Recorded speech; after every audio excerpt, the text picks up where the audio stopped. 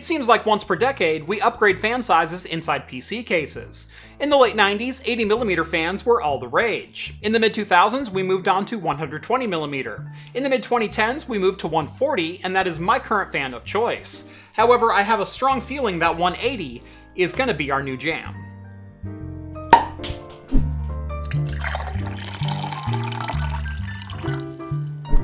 Today's video is brought to you by NordPass's So Long Summer Sale, where you can save 74% on a 2-year subscription, plus get an additional 4 months on the house. NordPass makes managing your online passwords a breeze with their user-friendly desktop and mobile applications, allowing you to store all of your passwords in one location and access them from any device. And thanks to NordPass's zero-knowledge architecture, your passwords are encrypted on your own device before they ever reach their servers. Visit nordpass.com/craft and take control of your password management. That's nordpass.com/craft. Welcome back to Craft Computing, everyone. As always, I'm Jeff. I know it seems like just a few months ago that I upgraded my streaming rig to an i9-10850K. And while I've had no real issues with that rig, it does have one major downfall, and that's that I'm out of PCI Express slots. More importantly, that gives me a flimsy pretext to review the all-new case from Fractal Design in the Torrent, as well as the Prisma AL-18 fans. And yes, the number on that is accurate. These are 180mm fans. Before we get started, Fractal Design did send me out the Torrent case, the Prisma AL-18 fans, and the all-new Ion Plus 2 Platinum 860-watt power supply. However, like all reviews on this channel, they did not have any creative control over the content of this video, nor did they see this video before it went live. You know, how a review should be. So, what does one do when you run out of PCI Express slots? Well, you go Threadripper, obviously. In this case, I am revisiting an old friend. This is my old editing workstation motherboard in the X399 Gaming Pro Carbon, as well as the Threadripper 2950X 16-core 32-thread CPU. More importantly, this motherboard has 4 PCI Express X16 slots, a couple of 1X slots tossed in for good measure, as well as 3 M.2 NVMe slots. So this will be the perfect upgrade to the upgrade I thought I wouldn't need to upgrade from. Everyone got that? Good. Memory for today's build is going to be 64GB of Corsair Vengeance LPX DDR4 running at 3200 MHz. Scratch that, 3200 MTS, and scratch that, I only ever got it running at 3066 on this motherboard, which is a limitation of some of the first generation Ryzen Threadripper boards. So, what has been taking up all the PCI Express slots in my current build? Well, obviously I have a graphics card in the Gigabyte RTX 2080 over there. I also have 2 capture cards that I use on the regular. First and foremost, I have a Blackmagic DeckLink 4K 4 HDMI input card. This is a fantastic card if you are needing to capture from multiple HDMI sources at the same time. I also have over here a DataPath ES2, which is a very old capture card, but I use for capturing VGA sources, because I've been doing a lot more server content on the channel lately. My problem is, I can only have one of those cards in my system at a time, as obviously the graphics card has to stay in so I can see what I'm doing, and secondly, there's only one extra PCI Express slot which is larger than a 1X lane. That means every time I need to capture VGA, I need to shut down my streaming PC, pull out the DeckLink card, and put in the DataPath ES2. Unfortunately, that also means I need to unmount my graphics card since it is mounted vertically in the Meshify 2, because I can't get either of those cards in and out with the graphics card in place. So to put it lightly, it's been a bit of a While I have been more than happy with the performance from the i9-10850K, I think the Threadripper 2950X is going to do these tasks just fine, and give me all the PCI Express lanes I need to go on top of it. One other thing I'm going to be doing is swapping out the Cooler Master Master Air 621P for an NH-U12S, because, well, while this cooler is just fine, this one is just better. So, let's go ahead and get this thing together.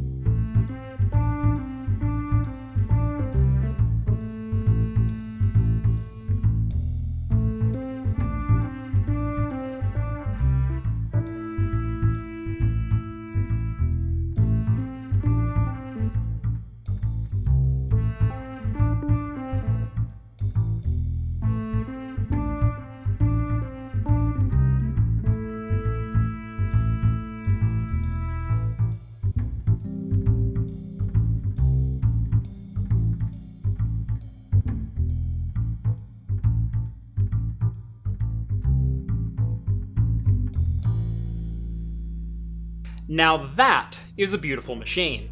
Make no mistake, this is a large case. The Torrent measures 9.5 inches wide by 20.75 inches tall and 21.5 inches deep. That's around 1 inch larger in all 3 dimensions compared to the Define 7, which wasn't exactly compact in its own right. Like a lot of Fractal Design cases, the Torrent is available in a couple different finishes with different panel combinations. This is the black RGB model with the light tint tempered glass. Of all the options, all of the case designs have tempered glass on both side panels, except for one opting for metal panels instead. One thing is for sure though, I am not a fan of the tempered glass back panel on the Torrent. While Fractal Design is always great when it comes to cable management features, because of the spaghetti mess of RGB cabling required to make the case look like this, it all just kind of gets zip-tied together as best you can. No amount of extra work or time is going to make the RGB cabling neat and tidy for the Fractal Prisma fans. And I'm not just picking on Fractal Design here, I just happen to be reviewing a Fractal Design product today. All manufacturers struggle with RGB fans and cabling. Daisy chaining RGB cables just isn't a clean approach. So I say $50 to the first PR rep whose company does away with individual RGB and fan connectors on their RGB fans. Instead, combine them into a single plug and create an RGB and fan hub that connects them all together. I'll even up that to $100 if it connects to an internal USB header and has good software support for custom lighting effects. Seriously though, this shouldn't be that difficult. A single cable going to the CPU fan header should be able to tell the system how fast the fans are spinning, and you should be able to interface with the RGB controller via a USB header on the motherboard. Beyond that, simply run 5 cables to each fan instead of just 3, and don't expect people to plug them into the motherboard. I don't see what's so difficult. Sticking with the fans, since we're on that subject already, 180mm fans move a crap ton of air, and they spin at only 800 RPM, making them insanely quiet. But don't be fooled by that low RPM number. While the fans are only 40mm wider than a 140mm case fan, surface area actually increases exponentially by comparison. A 140mm fan has a surface area of 154 centimeters squared. Meanwhile, a 180mm fan has nearly 2/3 more surface area at 254 centimeters squared. More surface area, more air being pushed, and less rotational speed required. So what's that mean for temperatures inside the case? My Threadripper 2950X was idling at 37 degrees Celsius, with the fan spinning at that crazy low 800 RPM. After a 10-minute Cinebench R23 stress test though, 63 degrees Celsius, and the fans had ramped up all the way to, get this, 1050 RPM. Still, barely audible sitting just 2 feet away from the PC. The Torrent RGB that I have here includes a pair of these new Prisma AL-18 180mm fans, along with 3 of the 140mm variety.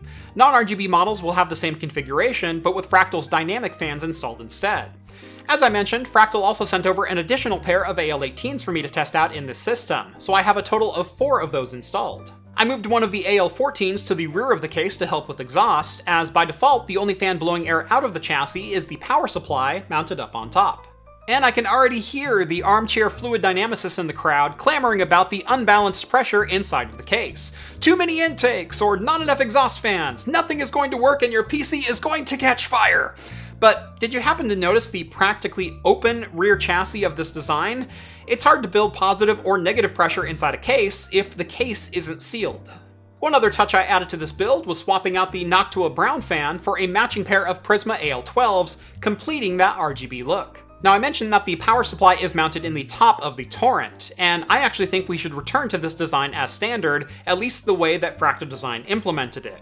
You see, power supplies used to be mounted in the top of cases, however you had to install them by kind of pushing them up in between the motherboard and the case. Now you can actually just remove the top panel and slide the power supply down into position. This provides a ton of room for cable management, which would otherwise be wasted space, and makes it a lot easier to plug in modular power supply cables. While bottom-mounted power supplies do have advantages like cold air intakes, it's also a pain getting everything plugged into them. Plus, visually, they just wind up being boxes at the bottom of your system. I feel like with the Torrent, it blends perfectly with the lines of the case, and allows you to focus on more visually appealing aspects inside the system. Besides, when's the last time someone asked you, "What power supply is that?" when they saw your PC for the first time? Outside of the RGB being a little bit of a mess to configure, and let's face it, that's a problem for pretty much all manufacturers, the Torrent is actually a very well-designed case, and yet distinctly unique from other offerings from Fractal. This isn't just a Define 7 rebadge. The same nice touches are still here, with easily cleanable air filters, snap-in side panels, grommets and tie-downs aplenty, and the advertised airflow being, well, as advertised. Storage is also adequate for the size of this case, with a pair of 3.5-inch hard drive mounts, as well as 4 2.5-inch hard drive mounts. Motherboards up to eATX are also supported as well. The Torrent isn't just for high airflow builds either. The front and bottom of the case also each support a 420mm radiator in a custom loop if that's more your style. I wouldn't recommend going with an all-in-one liquid cooler in this case though, as mounting options aren't great. I mean, I guess you could mount an AIO radiator to the front of the case, but it would look pretty awkward. Overall, I think the Torrent is an absolute win for Fractal Design. I've always been a fan of high airflow systems, dating back to the high airflow chassis from Cooler Master in the mid-2000s, and this met all of my expectations for noise and cooling performance. One problem I've had in the past with cases using larger than normal fan designs was the lack of high performance fans available. Sure, you could buy a case with 200mm fans on board, but they were often of poor quality and nearly impossible to replace in the event of a failure. With Fractal entering the market with both dynamic and Prisma 180mm fans, that means high-quality parts for these larger chassis designs, and in the end, makes me more comfortable buying a case with non-standard components. The Fractal Design Torrent is available today starting at $189 for most models, or $229 if you want to opt for the RGB. And if you're interested in picking one up, I will have affiliate links down in the video description. Go give those a look. On your way down there, make sure to drop this video a like and subscribe to Craft Computing if you haven't done so already.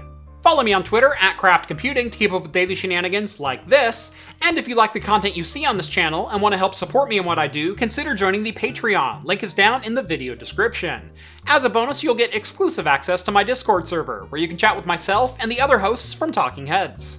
That's gonna do it for me in this one. Thank you all so much for watching, and as always, I will see you in the next video. Cheers, guys.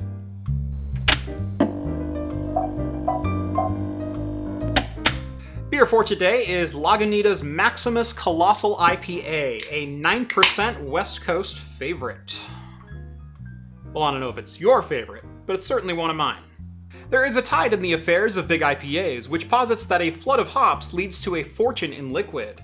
In our 25 plus years of brewing big IPAs, we've learned this to be mostly true, with one big caveat: balance is everything. We believe Maximus to be exactly that. At 2? Let us know. Maximus IPA is the liquid paragon of our decades-long obsession with hop-forward brewing, expressed in a harmonious, thundering voice. The hops that just don't stop.